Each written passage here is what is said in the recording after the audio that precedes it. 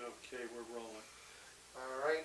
This is an interview with Arthur Wilson Jr., the anchor down in Ogdensburg, New York, 24th of April, 2003, approximately 4:20 p.m. The interviewers are Mike Russert and Wayne Clark. Could you give me your full name, date of birth, and place of birth, please? Arthur G. Wilson, Jr., 12/8/24, Jamaica, Long Island. Okay. What was your educational background prior to going into military service? I had 2 years of high school. Okay. Where were you, and what was your reaction when you heard about Pearl Harbor? Well, my father and I was listening to a football game on radio, and New York Giants were playing. And I didn't find out till the 86th birthday of the Legion that they were playing the St. Louis Browns. But that's how it hit us. You know, we were shocked. We didn't even know what the hell Pearl Harbor was at the time. You know, 90% of the people in the United States didn't know. Yeah. But that's when I first heard about it. Were you drafted or did you enlist? I enlisted. Why did you pick the Navy?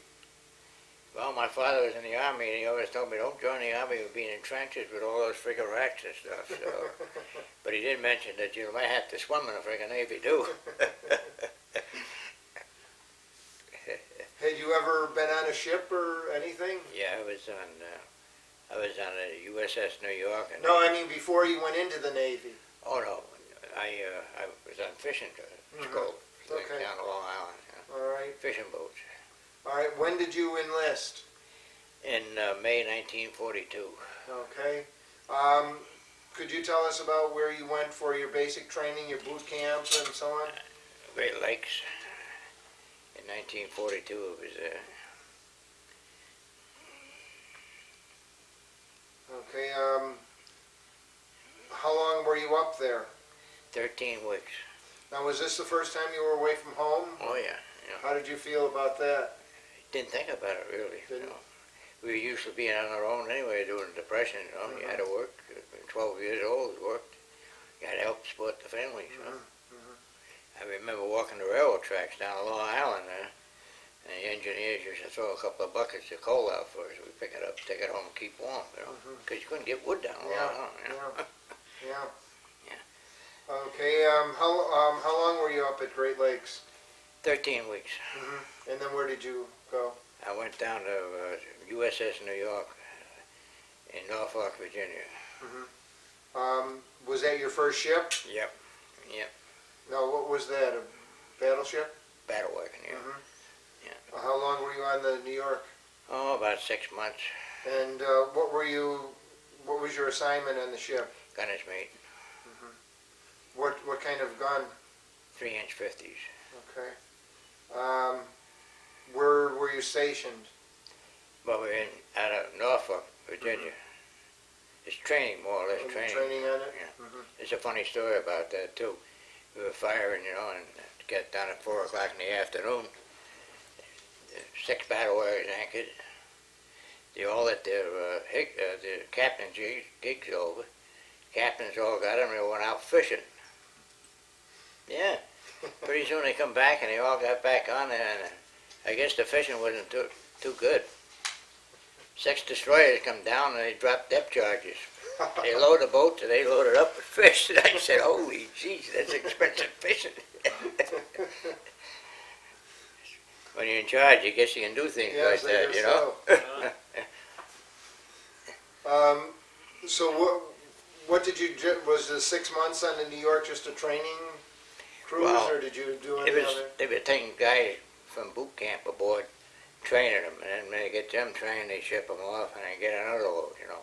So that's what I was doing for the time being. Then I got shipped off. Where did you go after that? Naval, California. USS Sederstrom. Destroyer. Destroyer. And where did that go? South Pacific. Could you tell us about some of your missions or your sailing? Well, we fought down there in Guadalcanal and places towards the end of the Guadalcanal campaign, and we were in Borneo. New Guinea and places like that. Were you involved in any of the naval actions around Guadalcanal? Which ones? Towards the end we were, yeah. But after that it was up in New Guinea and New Georgia, working our way up, you know, to Central Pacific. What was your assignment on the destroyer? Gunner's mate, gun captain. Did you have any surface-to-surface actions with the Japanese? Yeah, we did. Which actions were you involved in? Yeah. Oh, let me see now. Roosevelt, I think it was one. New Guinea, there was a couple. Borneo, we had a couple of engagements. Putting guys on the beach, you know, small islands, shelling the beach, getting them on there. They're shooting back at you, you know. How long were you on that destroyer? 4.5 years. Oh, okay. Now what other, were you involved in supporting any of the other landings? You said you were off Iwo Jima. Yeah, I was. Can you tell us about that? I was in the invasion of Tarawa down there. Oh, you were? Yeah. And what were you, fire support? yeah, yeah, and that was a hell of a battle too. People don't even think about it today. Yeah. You know? And then we went to the Marshall, Iwo Jima, and Kwajalein. Same thing, you know. Then we went to Saipan, Tinian, Guam. Saipan was bad. Tinian wasn't too bad, but Guam was pretty tough, you know. They're still tough, I guess. And then we went up to Iwo, then Okinawa.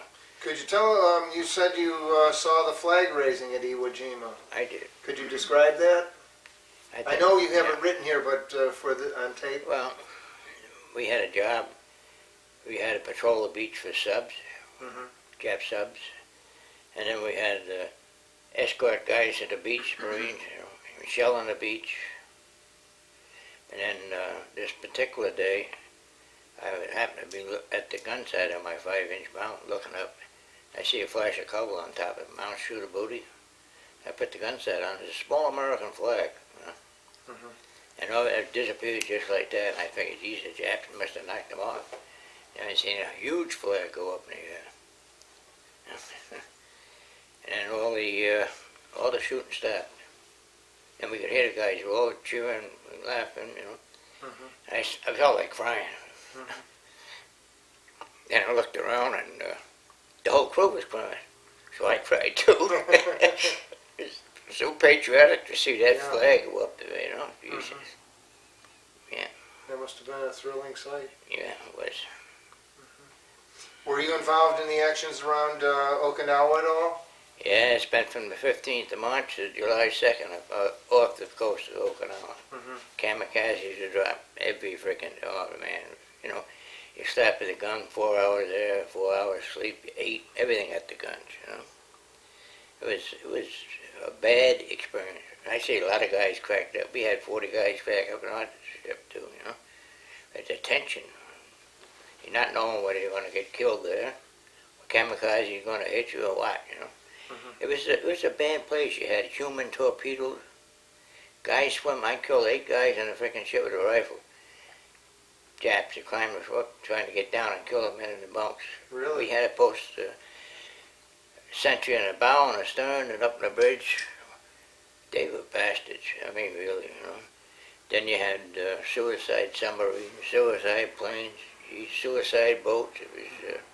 Was your ship ever attacked by kamikazes? Yeah. I tell you, it's quite a thing to stand there and face death look it right in the face. You know you got to get him or he's going to get you. Day in and day out, ships were getting hit all around us, you know. Yeah. Were you there for the Typhoon? December 44, yeah, I was down. Could you describe that? Well, I tell you, we were up all night long. The old man kept saying, all hands to port, all hands to starboard, you know. And it was bad. And when daylight hit, we really found out how bad it was. We looked at the stern and see 50-foot waves coming at you, but that really scared the hell out of you. Really.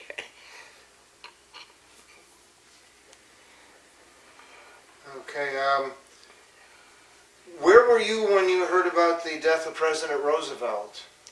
Off Okinawa. Do you remember your reaction to that, or reaction of the crew? Well, there was no relaxation whatsoever because you were on constant fire, you know. And they wanted us to have the flag at half-mast at all times. We didn't do it. None of the ships did it out there because when you lower it half-mast, all you can see is the stars, the bars, you know, and take it for a Jap flag. Oh, So we okay. didn't do it. Huh. Even Roosevelt's son on his ship, he was on a district DE. They didn't do it either. Well, you get handicapped by doing that, you know. Yeah. Were you still in service when you heard about the atomic bombs being dropped on Japan? No, I was discharged. No, I was still in the service. What was your reaction to that? Well, I personally didn't think it needed to be done because the war was won anyway. We had them beat. But if we would have hit Japan, we would have got the hell blown out of it. We'd never come back from that place. I guess it was a good thing. Saved a lot of lives anyway, huh? When were you discharged? January 18th, 1946. And did you return home to? Pardon? Did you return home to the New York City area? Yeah, to Jamaica, Long Island. Yeah. Now I noticed you went back into service for the Korean. I got called back into service in the Korean War, yeah. Where did you serve there? Destroyers, went to Korea, USS Bristol, USS Hawkins. Now, did you serve over off Korea with those? Yep. Could you tell about some of that? Well, that was mostly running with aircraft carriers, you know. Escorting them, shielding them. Once in a while we fired a few shots at Korea, but we mostly out at sea most of the time. Let me tell you something, the Pacific was hot, but that frickin' Korea was really cold. How long were you? Huh? How long were you in during the Korean War? 2 years. 2 years. I think it's 2 years. Okay. Did you decide to? Why did you decide to leave the Navy? Did I you got married. married? Okay. When you're on a destroyer, there's no good to be married because you never get shore duty. Yeah. Though I wish it would have stayed the other way. Did you ever make use of the GI Bill? Never did, no. The 5220 Club at all? 52 year, I got 2 checks, I think, something like that. Did My you dad said to me when I come home, well, you're going home one day now, tomorrow you're going to work. I went to work. Now, did you ever stay in contact with anyone that you were in service? Oh yeah, I have guys up in Massachusetts to see, and I go to reunions once in a while, but I haven't lately because the wife's in the nursing home, you know, you can't do it, you know. So. But it's nice to see the old fellows, you know. Now, were you wounded or injured while you were in the service? No. Well, I lost my hearing for firing a gun, you know. That's why I got 2. They say I'm not hearing, but they give me 2 hearing aids, just, you know. Did you join any veterans organizations or? Yeah, 53 years in the American Legion here, a past commander. Commanded the DAV here for 8 years. I only took it for 1 year to help him out. I got it 8 years. You can't get rid of it. Did you ever see any of the USO shows while you were in service? Never seen a one. Did you cross the equator? Yeah. Equator, I think I still got that right here if you want to see it. You know, it's funny, every veteran still carries his card from that. Oh, it's an honor, you know. Oh, yeah. It is, really.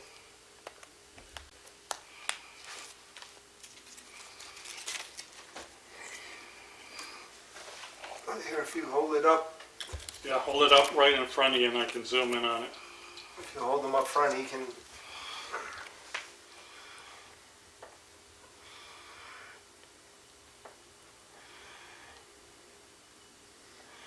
What was the ceremony like? Oh, it was fun. Can you get it? Okay, I got him. Got him.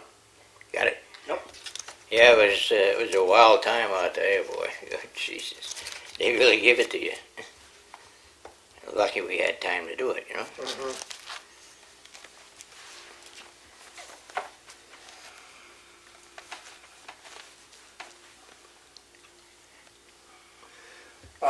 How do you think your service affected or changed your life in any way? Well, I think I should have went to college. You know. Did you ever use, you never used the GI Bill? No, I didn't because, well, my father got me in a steam fitter in Pikeville, local. You know. Mm-hmm. I spent 4 years learning, got my journeyman. I've over earned a good living with that trade. Yeah, You know. yeah. But I think I should have went to college because I really had the brains, but I never really used them to the full extent. You know. Mm-hmm. Very good at figures and stuff like that. Yeah. Mm-hmm. Did you didn't use it to buy a home or anything? Pardon? Did you ever use the GI Bill to buy your home? No, I bought it myself. Mm-hmm. I bought that house I live in now for $9,000, 1961. Mm-hmm. Price today it says for 82,000. Mm-hmm. You know, you did a lot of work on it, but not that Yeah. much. Yeah. Property value has gone crazy. Yes. Yeah. Yeah. Yeah. Okay. Well. I can't think of anything else Okay. to ask. Well. It's all right. Yeah. Very Thank you. good. Thank you so much. Oh. Thank you guys. Yeah. Well, why don't you hold this Yeah. up in front of you? Actually, he's got 2 discharges there, one from World War II and One from Korea. Okay. We'll get those on tape.